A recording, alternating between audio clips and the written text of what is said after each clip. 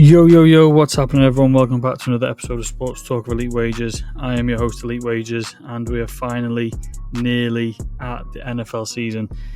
Just a few more days until the NFL kicks off on Thursday, and my plan is to bring you a series of breakdowns for the NFC, which will be in this episode, and then I'll also do an AFC breakdown episode, as well as sharing my NFL future bets, outright bets and things like that for the upcoming NFL season. And then I'll also be doing a fantasy football episode brought to you by the guys at Fan Team as well, of course. So as always, I want to send you all over to my Twitter. Make sure you're following so you do not miss a single episode. I've just started an NFL giveaway for the season-long contest over on Fan Team.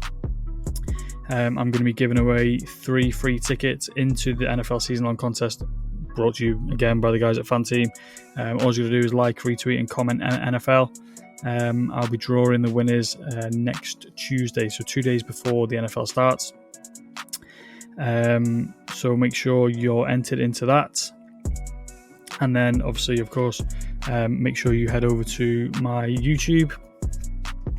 Subscribe there, turn notifications on so you don't miss a single episode. You can catch my Premier League episodes, which I have on there at the moment, and then obviously you can listen back to my NFL episodes, which will be on there shortly. And then while you're here as well, make sure you go over to my guy Daily College Bets, the absolute college goat. He's been putting out a series of episodes for doing a similar thing, breaking down each conference for college football. So if you're new to college football, he's the guy you want to be listening to. If you're not new to college football and you want to simply win money, he's still the guy you want to be going to. So make sure you go over there, drop him a sub, tell him your boy Elite Wagers sent you.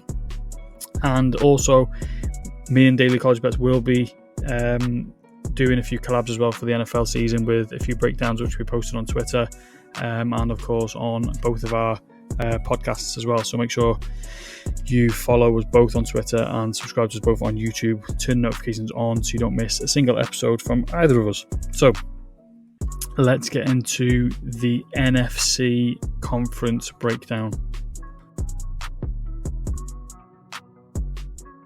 5-12 record last year, negative home, road and divisional record, only winning one game against the division opponents.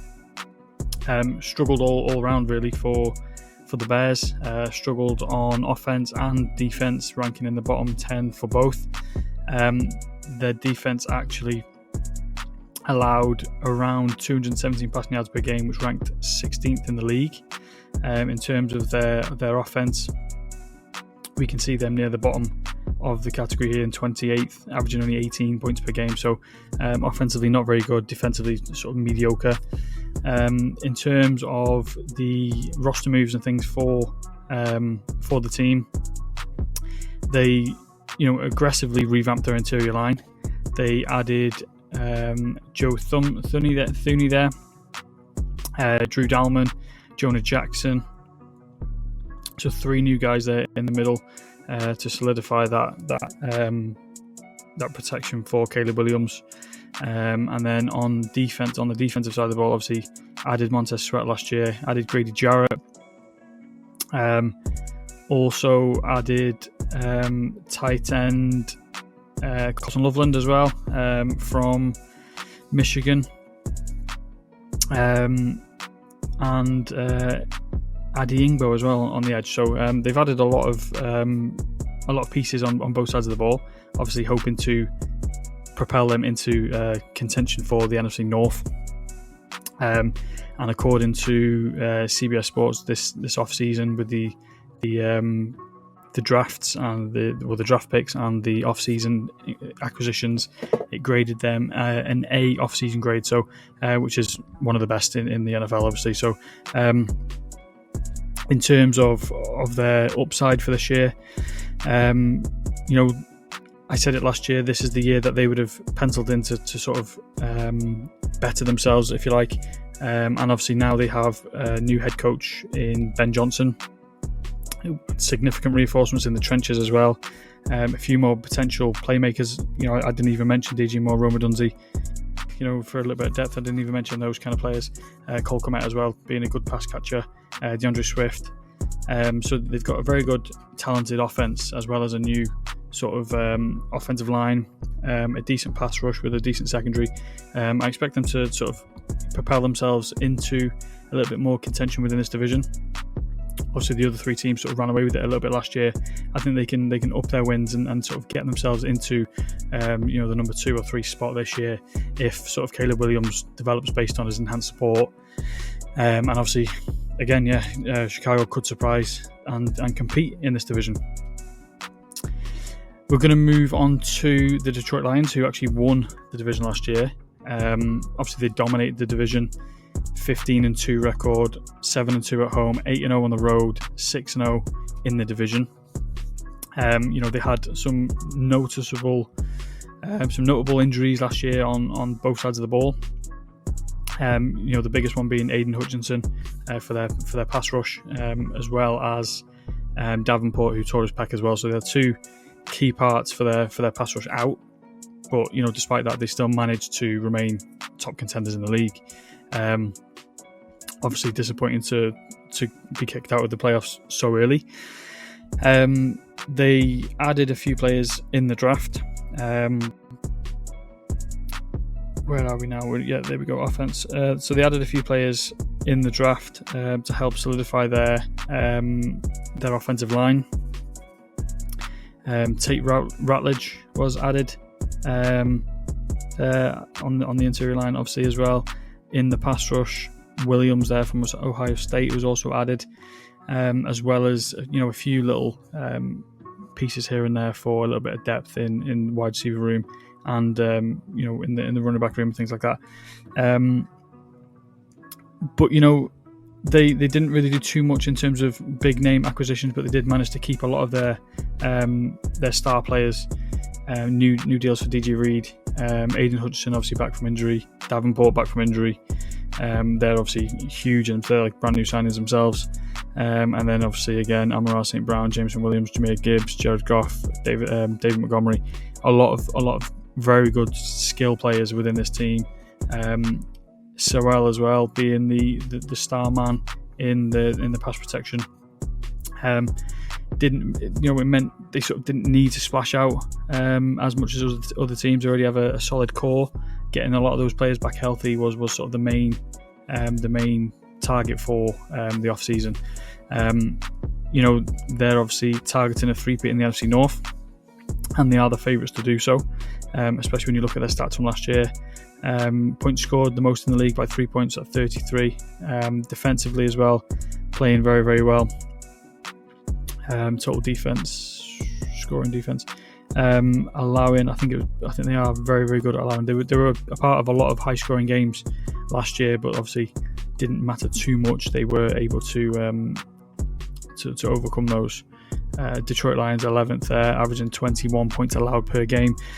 So very good defensively, even despite those main injury concerns that they had last year. There is a huge question on their defensive depth. If they do get some similar injuries as they did last year, for here instance, safety, there's not many players that can step in for the likes of Branch or Kirby Joseph. So the depth is a little bit off. And obviously, again, I know a lot of these guys had some time missing last year. You can see 2 guys there questionable already. If that kind of goes upside down a little bit, the pass protection for Jared Goff isn't going to be there. So they basically need their O-line to stay healthy and step up, as well as their defensive rookies and again depth players coming in and solidifying things if things do go south. But I do believe the Lions will be among the elite this year. I can see a similar sort of maybe not 15 wins. They do have the 4th hardest schedule in the league next year. And they do play a lot of good, solid defensive teams as well. So it could be a little bit more of a struggle for the Lions next year. But I do expect them to be able to top this division again for the 3rd straight year. And we're going to move on to my team now, Green Bay Packers. 11-6 record last year, made the playoffs. 6-3 at home, 5-3 away, but just 1-5 against divisional opponents. Last year, Packers defense was very, very strong. They were actually 5th in total defense by yards. But we did struggle to keep a lot of teams out of the end zone, despite us being 5th in points per game average to opponents being 20 allowed, which is very, very low. We sort of kept it closer than it needed to be. Offensively showed flashes, if you like. Top 8 for point score, but 26, so the differential being 6 points. We played out a lot of close games, which obviously isn't the best. We'd have liked to have a bit more separation between each team. But yeah, we need sort of more experience in the team. Those players that have been around a few years need to sort of step up next year. Christian Watson being one of those guys who's been injured for a reasonable period for the Packers. Players like him and Jaden Reed, who was our star man last year, Romeo Dobbs needs to step up, and obviously again Josh Jacobs being our key running back. Those kind of players need to continue it into this year. And obviously Jordan Love, he needs to keep himself healthy. He needs to keep himself locked in. Especially now we've got a new wide receiver for him in Matthew Golden, who was selected in the first round. The first time we've selected a wide receiver in the first round since I think about 10 years. But we made some fairly decent additions in the free agency as well. Adding Aaron Banks there for the left guard, which is pass protection. Elgin Jenkins obviously had the extension, as did Zach Tom. So our pass rush defense is, our offensive line, our pass protection is looking fairly nice. Obviously got some decent pass catching ability players along with Josh Jacobs, and then on defense as well. Nate Hobbs comes in for, well, obviously we lost Jair Alexander at cornerback. Valentine stepping up into that position. Xavier McKinney, who was absolutely amazing last year.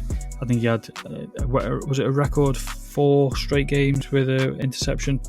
Nixon as well, Evan Williams. So we've got some good pieces on defense as well. Erangan Cooper last year, who was a decent player. Quay Walker, and then you got the pass rush of Gary, Clark, and Wyatt, who were fairly decent last year as well. As I said, drafting Matthew Golden in the first round, and then adding a few players on the offensive line and things like that. Anthony Belton coming in, and then a few more depth players and things like that. But I think we can sort of propel ourselves into the top. I keep using that word, propel ourselves to the top. We've sort of flown under the radar a little bit, and I think we're kind of a quiet pick to win the division. We've got some serious stability in the team. Obviously we've not changed too much. We've not made big splashes in the free agency market or anything like that. But we've been sort of a consistent winning team.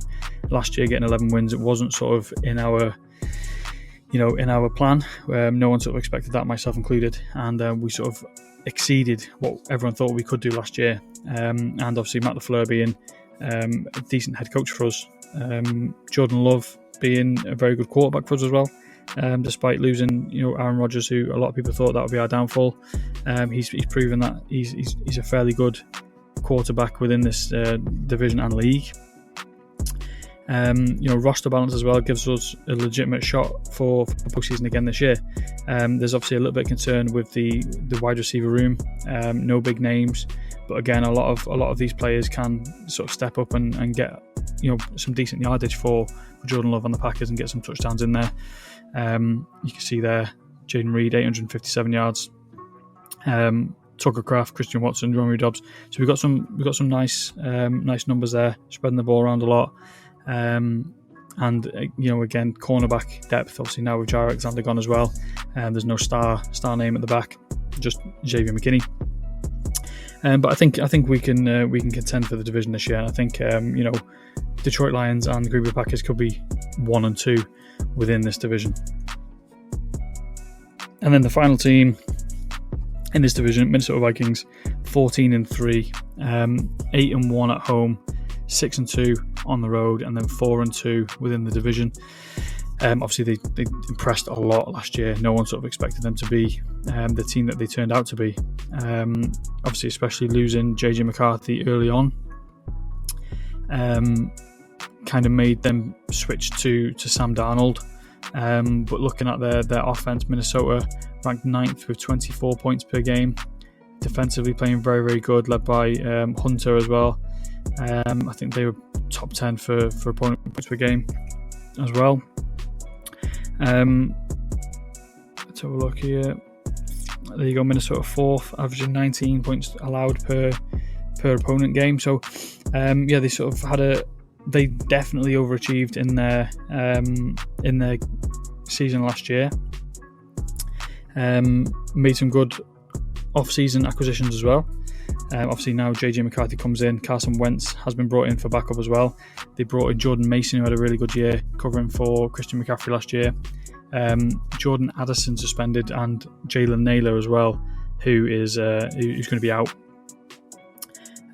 for I think a week or two. I don't think it's going to be too long. But some good names there. Jefferson will be fit. TJ Hawkinson as well, and then they added Will Fries in there at guard, Ryan Kelly at centre as well as a lot of depth in the defense. Obviously Jonathan Allen there, obviously Jonathan Greenwood from last year as well, added for their pass rush. Van Ginkel had a really good year last year. Harrison Smith has obviously always been a top safety in the league, but they do have a lot of cap space left, so they could still make an addition or two. Jeff Okudah is there coming from the Lions and from the Falcons for a little bit of depth too, so they've got a lot of depth position players in the team. Could be a very, very good season for the Vikings, obviously under JJ McCarthy. Obviously the main story being JJ McCarthy will now take the reins, which was probably the plan for last year but didn't sort of work out, obviously due to his injury. So they basically do have a rookie quarterback this year, which it could be a little bit of a off-putting thing if you want to back the Vikings. For me, it's putting me off a little bit. I don't think they're going to replicate anywhere near the 14 wins they got last year. JJ McCarthy is a very, very good quarterback. I'm a big fan, obviously being a Michigan fan as well, so I've seen him play quite a bit. Offensive line has been improved for him, which is a good thing, and obviously he's got one of the best wide receivers in the league in Justin Jefferson, but we need these kind of guys to step up a little bit as well. There's no one sort of big enough after Justin Jefferson. Obviously you've got Aaron Jones, who's a very good pass catching back. Jordan Mason, very good in the running game as well. TJ Hawkinson, who's good at pass catching, but he'll need that receiving help and sort of his defense to stand up again as it did last year. And if he gets those two things, they can have a very, very good year. But in terms of my prediction for the full division, I think there's no way you can look past the Detroit Lions. I think they've done everything they needed to do. They got all the players back they needed back, re-signings and things like that. Only downfall for me is the fact they lost Ben Johnson, so there might maybe a little bit, and obviously Dennis Allen as well, he's gone, so there could be a little bit of teething problems in their coordination, in the offensive coordinator and the defensive coordinator rooms, in their play calling and things like that. But I think they've got the depth and the team to be able to overcome that anyway. So I think they can win this division again, and I think the Green Bay Packers can finish second this year. Last year the Minnesota Vikings obviously over-excelled. The Packers sort of played to their potential. We've flown under the radar a little bit. Made some re-signings, made some new signings, which haven't been big names, but they've been some strong acquisitions. We've got sort of a steady team, decent head coach, decent quarterback, decent running back room. So I think we can contend again. Decent schedule. If we can sort of turn around this 1-5 division record, that could sort of boost us up by another couple of wins as well, obviously. And then I think it's going to be the Chicago Bears in third place. Obviously, I think they've highlighted last year. I think this is the season that they were aiming for. Caleb Williams is a good quarterback. He's got some good receivers. He's got good running back, good protection, good defense. So I think they can win a fair few games. And then obviously in the fourth place, I think it's going to be Minnesota Vikings. I think they're putting a lot of pressure on JJ McCarthy. Obviously last year was his year, and then he got injured. So I think there's an added pressure now for him to perform after his injury. Outside of Justin Jefferson, I don't think there's too much that can help him really. So I think they're going to have a little bit of a downfall year this year. So I'm going for Lions first, Packers second, Bears third, and Minnesota Vikings fourth. I'm actually going to start off with the Dallas Cowboys. Disappointing year last year, third in the NFC East, 7-10 record, 2-7 at home, which is poor from their standards. 3-3 against the division. Just all around sort of disappointing year for them last year, really.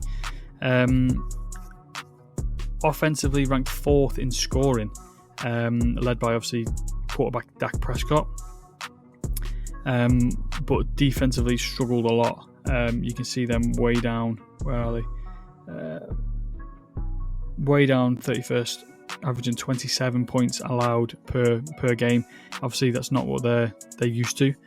They allowed 130 rushing yards per game first, so they got hammered on the ground. They got hammered, every game they played. But again, like I said, Dak Prescott, CeeDee Lamb, they had Tony Pollard last year as well, so their offense was okay. Averaging 20 points per game. Obviously, with the defense not being able to get stops, left them on the field quite a lot, which obviously made them struggle. That's as simple as that, really. So with that poor defensive performance last year, decisions on the defensive side of the ball. As you can see by their draft picks on the side here, they added a few new faces on defense, which helped them in terms of their depth. I'm not even going to pronounce his name. Edge rusher there, another cornerback, which is highly needed after Diggs said this. He's not sure if he's going to be ready for the opener. A few more defensive tackle additions in the draft as well. In terms of their sort of offense, very similar story. CeeDee Lamb added George Pickens, which is a very, very good addition considering Brandon Cooks obviously left a few years ago, so they've got no sort of wide receiver two, if you like. Michael Gallup obviously going as well last year. Running back room not looking the best. Obviously Javonte Williams coming in, decent running back. Miles Sanders coming in for a little bit of depth as well, but it's not looking the best unit in the league. A few faces on the offensive line, but again, no one sort of noticeable to help them, boost into the top of this division. Deron Bland looking for a new deal, and as is Micah Parsons, who's on a holdout, unsure if he's going to be ready for week one. They need to get that deal done if they want to have any sort of chance of winning anything this year. Without him, I think they're pretty much done. So the season basically now relies on if Dak Prescott can stay healthy. If the O-line can protect him to keep him healthy, that'll be an added boost. If that happens, their offense could play better than last year. Obviously, with George Pickens coming in now with CeeDee Lamb, but obviously the downfall of their defense last year. Obviously, they had a few injuries and things like that, which didn't help. But the way they were undone last year on numerous occasions is a very, very big concern for me. So I think it's going to be a challenge for them to get into the division fight. So I'm not too high on the Cowboys this year. Moving on to one of the worst teams in the league last year, the New York Giants. 3 wins, 14 losses, just 1 win at home, 2 wins on the road, none against the division. Obviously, a very, very poor season last year. Simple as that. Offensively, very poor. Second worst in the league, averaging just 16 points per game. Defensively, very similar story. Again, being in the, I think, for points allowed per game. Where are they there? Oh, actually, no, a little bit better. 20th there, averaging 24th. So in the bottom 12, in the bottom half of the league. But, with their offense being very poor, led to them having a very poor defensive year as well. Even though they do have a lot of good names on defense, with their struggles on offense, it led to a few changes in the team. Drafting this guy here, Jackson Dart, for quarterback. Obviously added in Russ Wilson as well with James Winston for the depth. Obviously, those two being vets. Why is that there? And those two being vets, obviously Jackson Dart coming in to sort of sit behind Russ Wilson and James Winston for maybe a year to help him get used to the league, help him settle in, and just to learn from two really good quarterbacks in the league, really. A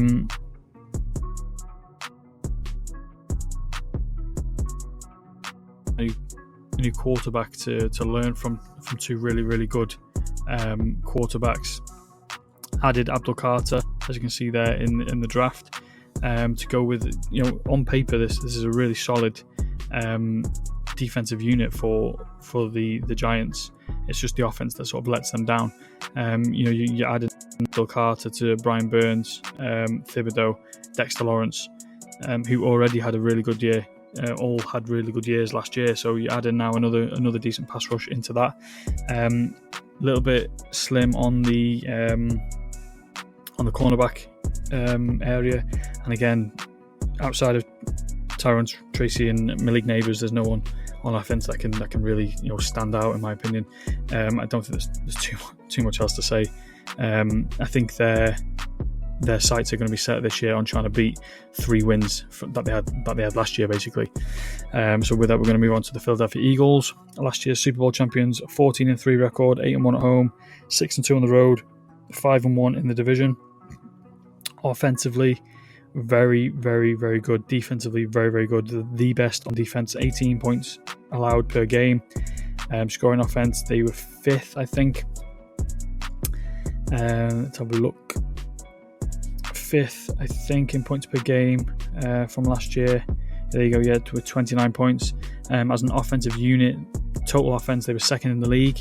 Obviously led by the running back performance from Saquon Barkley. Defensively ranked in the top 10 overall. Obviously, like I said, 1st for points allowed. Added a lot of depth in the draft. Obviously had a lot of picks this year in the draft. I think key this year is going to be trying to keep Saquon Barkley rolling, but I don't think it's going to happen too much. I think Jalen Hurts is going to have a good year. Throwing to A.J. Brown, Devonta Smith, who had sort of down years, even though they both did combine for 1,900 yards, 15 touchdowns. Dallas Goedert nearly had another 500 as well. Obviously, Jordan Mailata still there, Cam Jurgens, Lane Johnson, decent pass protection, good pass rush. Jalen Carter, Nolan Smith Jr., Zach Bourne, Nakobe Dean, Quinion Mitchell, Blankenship, and Cooper DeJean had a really, really good year last year. They're all going to, excel again this year. And then, yeah, I'm trying to keep this one short and sweet. I don't think there's too much else to say about the Philadelphia Eagles.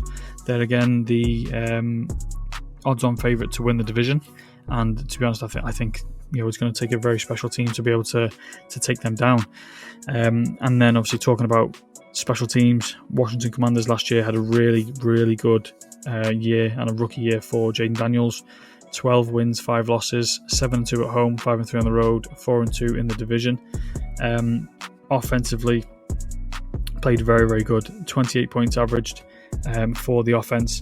Defensively, a little bit behind. I think they were 20th, averaging about 24 points per game. But Jaden Daniels broke all sorts of records last year. Rushing records, passing accuracy records, pass completion records. He just had a really, really good year. Didn't have too many draft picks there, but they did give a lot of draft capital away. But they have added a lot of good, solid names to help Jaden Daniels. Tunsil brought in for pass protection. Obviously a big name there, Deebo Samuel on offense as well. Terry McLaurin just got a whole new deal. So offensively looking very, very sharp. Similar to last year, added obviously a few bits for the extra protection and targets. Defensively, Javon Kinlaw comes in. Frankie Louvu last year had a bit of a down year, but he can pick himself up a little bit. Von Miller and Bobby Wagner in the middle for that veteran leadership, along with Marshawn Lattimore came in last year. I think they've got a solid team all over the field. I think if they can sort of keep Jaden Daniels rolling, I think they'll be another good contender for the Philadelphia Eagles. Obviously, we saw it a few years ago with CJ Stroud, where he had a very good rookie year, and then he sort of had a sophomore slump. So I'm hoping that doesn't happen this year for Jaden Daniels, and I'm hoping that they can continue their little dominance. So my NFC prediction for the East is going to be the same as last year: the Eagles first, Commanders second, Dallas Cowboys third, and then the New York Giants fourth. 8-9 last year, 4-5 at home, 4-4 on the road, 4-2 in the division. So very good in the division. Couldn't quite get it done at home. In terms of the team from last year, they had a huge issue in the quarterback room. Obviously had Kirk Cousins signed on a huge deal at the beginning of last year. Paid him a lot of money. Obviously thrown for 3,500 yards, which is fairly respectable. Only 18 touchdowns, 16 interceptions, which obviously isn't very good. Didn't get the results they needed to win the division or get to playoffs. So that led to a quarterback change and Michael Penix Jr. coming in at quarterback for the remaining, for 5 games in total, 775 yards. Didn't obviously do too well either, but did build a good bond with Drake London. As you can see, had 1,271 yards total last year. Bijan Robinson had almost 2,000 scrimmage yards as well. 14 touchdowns on the ground. Did he kick? Yeah, with another one through the air. So very, very good skill players for the team. And then obviously, as you can see, they allowed a lot more. Well, they allowed more points than they did score, which obviously needs to change. So I think this offense next year can be a lot better than it was last year. And I think the defense can also step up as well. In terms of the roster for next year, obviously, like I said, they moved from Kirk Cousins to Michael Penix Jr. Bijan Robinson, possibly running back 1 in fantasy next year. Tyler Algier as well, backing him up. Drake London could also potentially have the most targets in the league next year.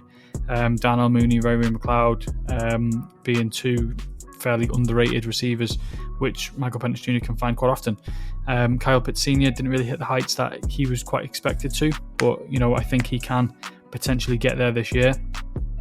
Fairly decent O-line as well, which can help protect Michael Penix Jr. In terms of the defense, Onyemata brought in Leonard Floyd. Where is he? The other guy they just drafted, Jalen Walker, there from Georgia with their first round pick. So adding people and key players to some nice positions where they need to make an impact.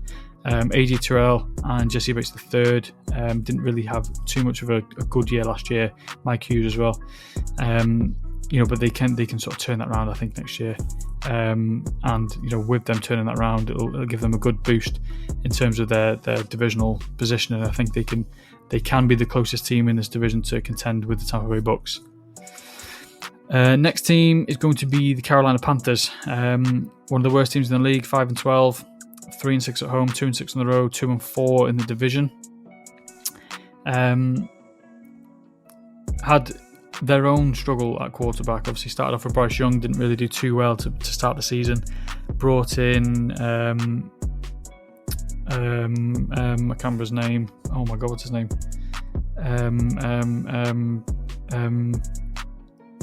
Andy Dalton. They brought in Andy Dalton.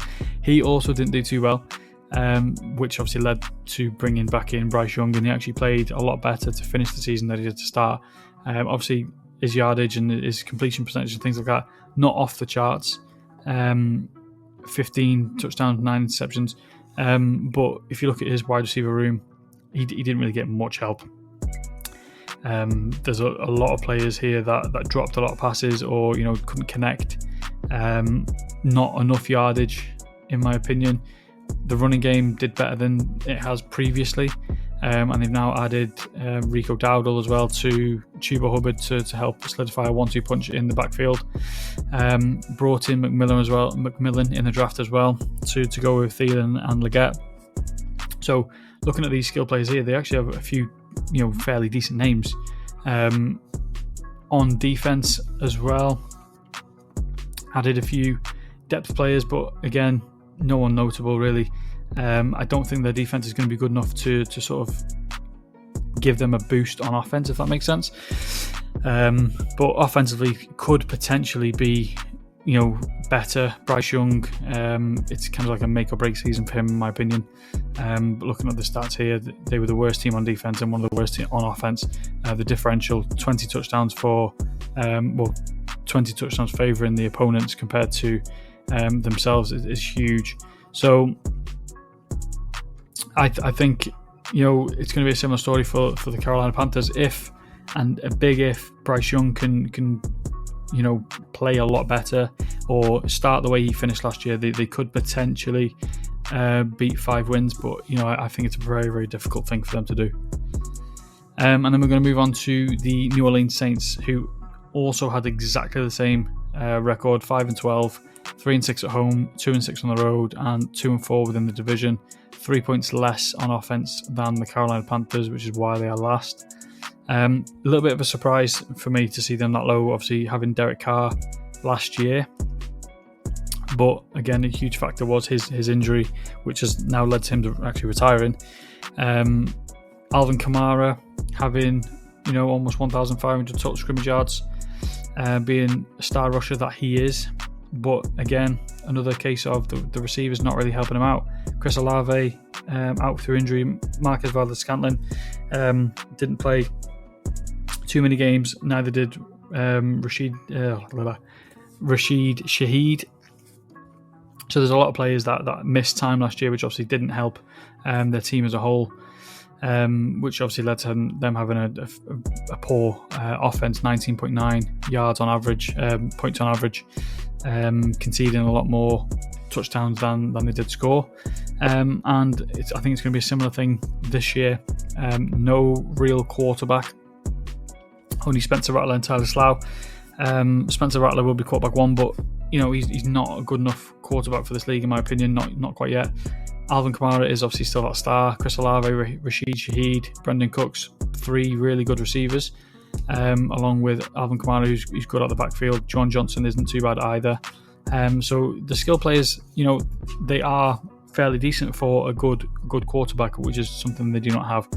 On defense, Cameron Jordan, Demario Davis, both aging players, so they haven't got too much left in the tank, you wouldn't have thought.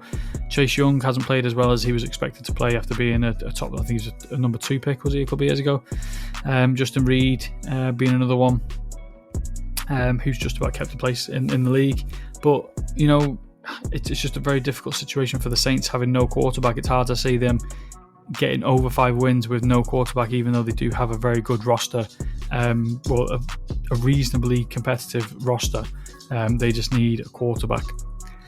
And then we're going to finish off this division with the current champions, the Tampa Bay Buccaneers. I'm actually quite high on the Tampa Bay Buccaneers this year. 10-7 record, 5-4 at home, 5-3 on the road, 4-2 within the division. I'm a big fan of Baker Mayfield. I have been since his days at the Browns. I think he's a good quarterback. I think he's now finally just settled in and he's found his team that can help him as much as possible. I'll go into another reason for that in a minute as well. But he's just had his back-to-back 4,000 yard passing season. He had 4,044 in 2023, 4,500 last year. Obviously, Mike Evans having 11 straight 1,000 yard seasons is a big part of that as well. And also being complemented by a decent running back and rushing attack, having 1,700 yards between the 1-2 punch in their running back area. Rashid White almost getting 1,000 scrimmage yards as well. There was a lot of concern when Chris Godwin went down. Was Baker Mayfield going to struggle to find Mike Evans every play, or would he spread it around? He did in fact spread it around, and you can see here the 7 players that had 30 or more receptions, and then the same 7 players had 300 or more receiving yards. So he was able to find a lot of his targets that he wanted, frequently and often, and he was very consistent and he was very efficient. And then obviously, as you can see, he was one of the best offensive units as a team. 502 total points, 59 touchdowns, 29.5 points per game on average.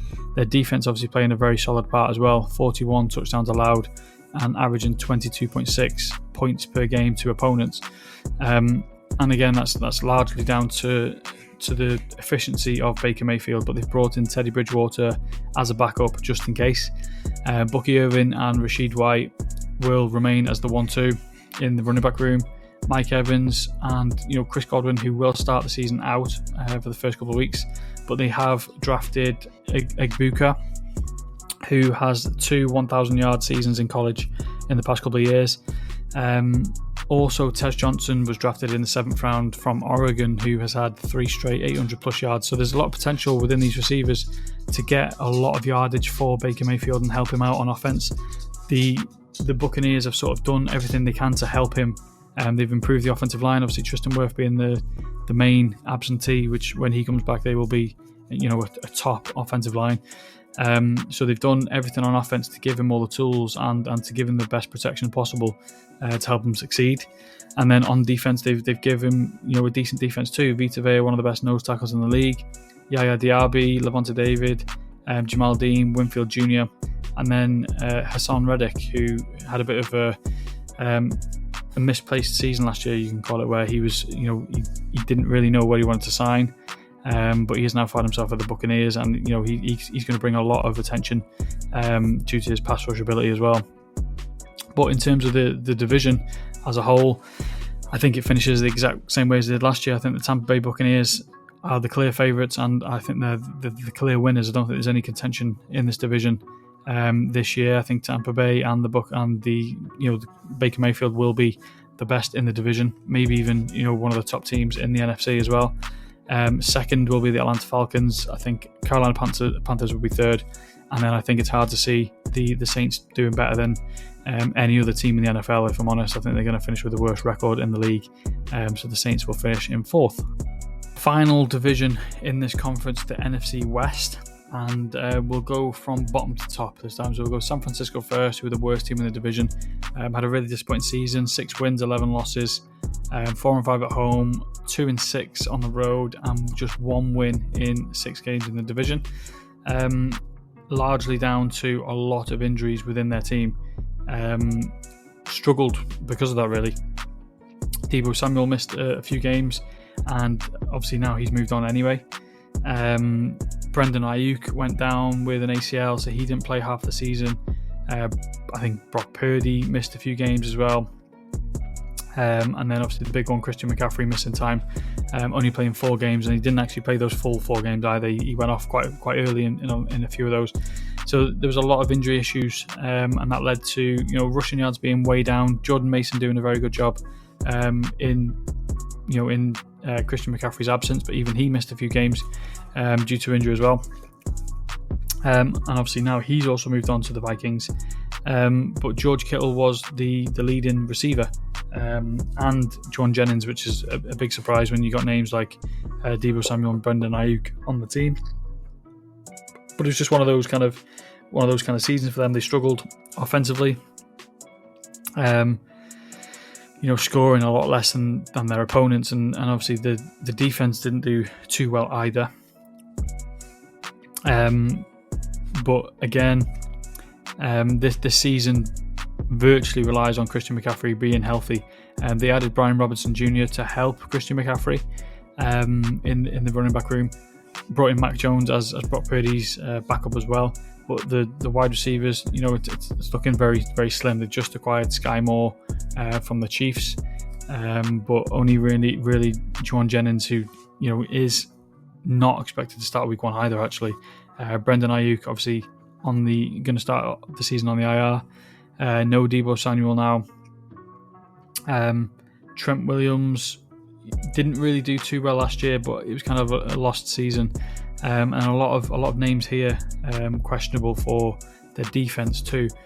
Nick Bosa being the big one, but he should go.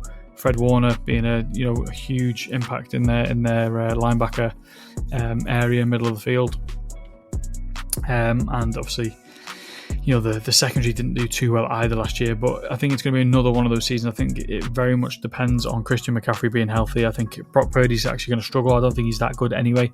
I think he's going to struggle a lot to find his receivers. I think he's going to rely on Christian McCaffrey a lot. I think that's a lot of weight for McCaffrey's shoulders, I think, this year. Let's go to the Arizona Cardinals. I'm actually high on this team. You'll hear a lot more about the Arizona Cardinals from myself and Daily College Bets in the next couple of days. But 8 wins, 9 losses, 6-3 at home, 2-6 on the road, 3-3 in the division. One thing I want to say about that: if they can improve this road record, they can win this division. It's going to be my hot take to start this NFC West off. But obviously got a lot of good names on both sides of the ball for this team. Starting off with Kyler Murray, one of the best, in my opinion, one of the best dual threat quarterbacks in the league. 1,851 total passing yards, 21 passing touchdowns, 11 interceptions, and then also get another 500 yards with 5 touchdowns on the ground as well. So one of the best dual threat quarterbacks in the league. James Conner, one of the best, in my opinion, one of the best running backs in the league as well, complementing them with another 1,000 yards and 8 touchdowns. And then Trey McBride, a really, really good tight end who actually led the team in yardage, and that was really surprising to me, seeing Marvin Harrison Jr. not leading that stat line. But he did have 8 touchdowns, 885 yards. I think he's going to improve on that again this year. I think he's going to go a lot higher than last year. Zay Jones also didn't do too much last year, but I think he's going to play a bit of a part again this year too. And then obviously, as you can see there, Budda Baker leading the team in tackles. But this team did actually have a fairly decent offense. 41 total touchdowns, 400 points, averaging 23.5 points per game. Defensively, slightly better, 22.3 points per game for opponents. Allowed only 39 touchdowns to their opponents as well. So defensively, pretty solid. Offensively, solid as well. And then, Jacoby Brissett's been brought in to back up Kyler Murray.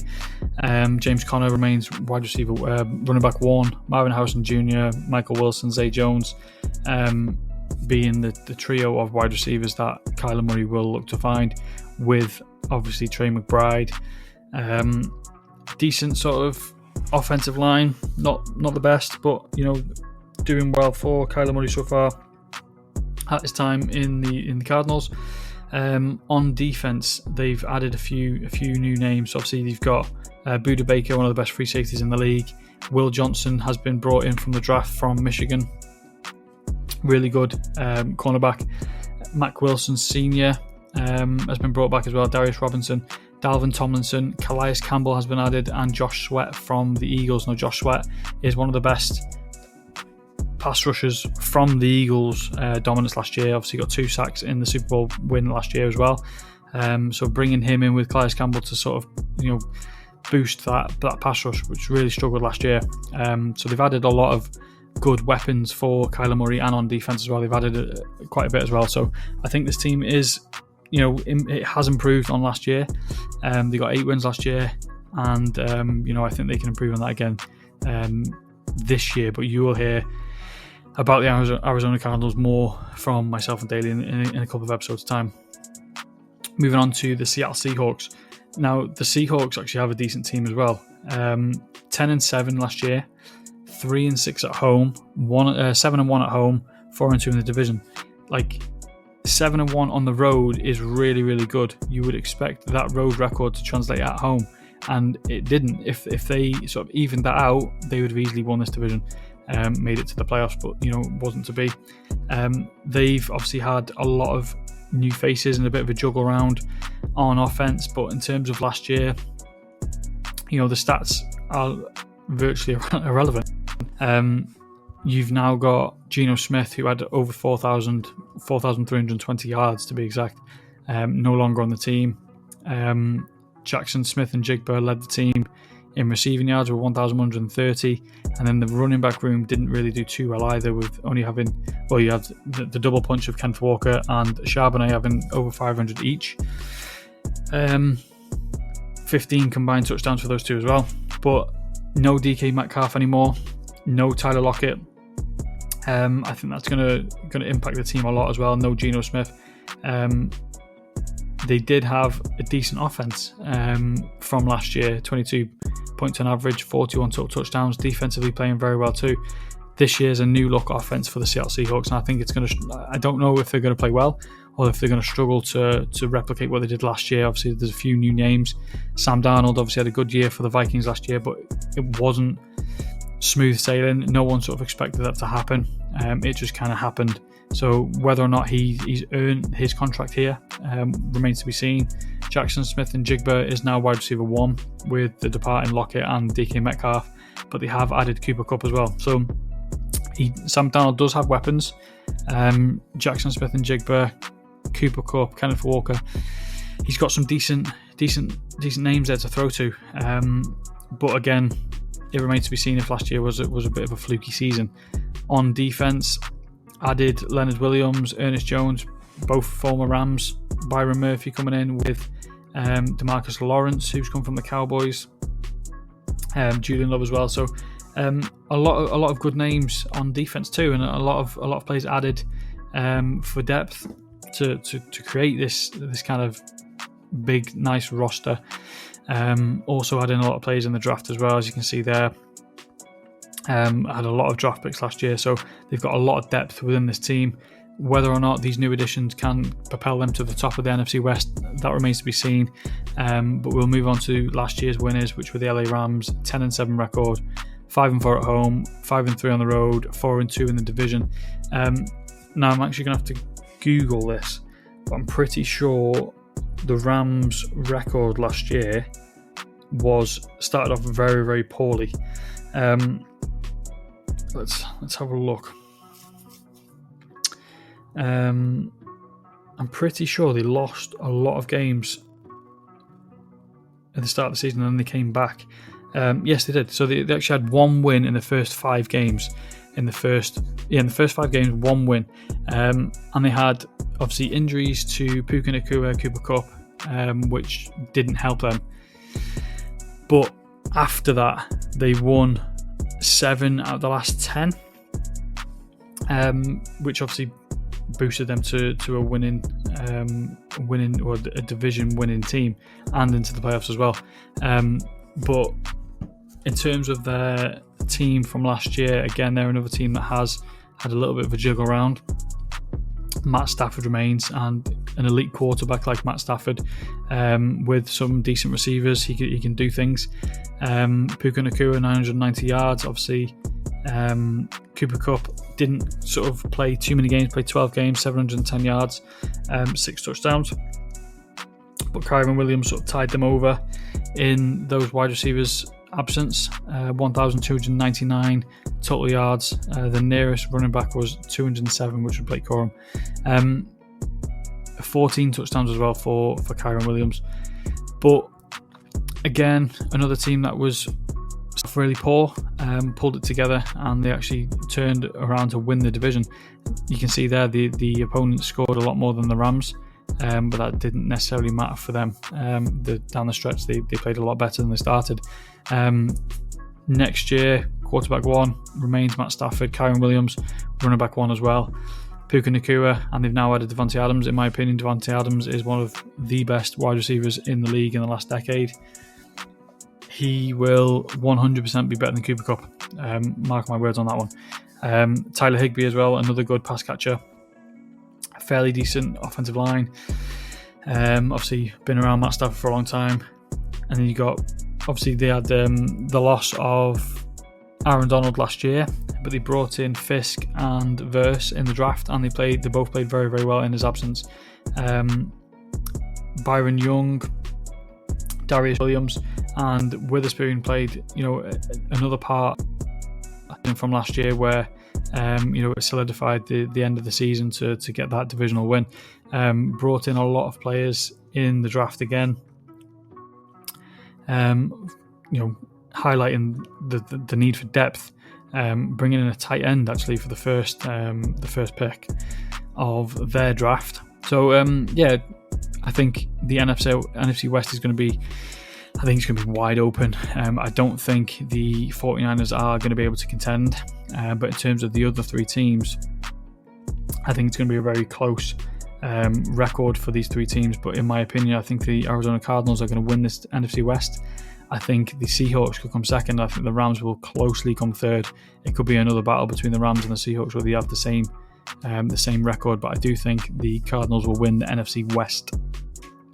Okay, so with that brings the end of this episode. So that was my NFC preview. My breakdown from each division, each team, each division within this conference. I will have my Future Bets episode, which will go through a lot of those teams again in more depth in a couple of days' time. The next episode I'll be doing is the AFC conference, which again be the similar format, team by team, division by division. But do not forget to head over to my Twitter when this loads. Drop me a follow. Make sure you like and retweet. And while you're here, make sure you check my pinned tweet, and you can enter my giveaway for you can win one of 3 tickets to the NFL. All you got to do is like, retweet, and comment NFL to be entered. Winners will be announced next Tuesday. And again, similar thing for my YouTube. Head over to YouTube, subscribe, like, and share. Turn notifications on both so you do not miss a single episode. And then again, while you're on YouTube, don't forget to go over to my guy, Daily College Bets. Again, like I said before, we'll be doing a lot of collabs for the NFL. We've got we're working on a few NFL collabs as well for the Future Bets. But he is the go-to guy for college football. If you're new to college football, head over, take a listen to these. You won't regret it. He is the guy to go to for college. If you're not new to college and you just basically want to win every weekend, go over to Daily again, and he'll set you up straight. So go over, subscribe, tell him your boy Daily, boy Elite Wages sent you, and then obviously head on over to mine, drop me a follow, a subscription, a like, a share, everything. Help more people win more money by getting my videos and my episodes out there a little bit more. So yeah, that'll be me done for the day. NFC preview done and dusted. AFC will be out in a couple of days. So appreciate you all for listening, and I'll catch you later.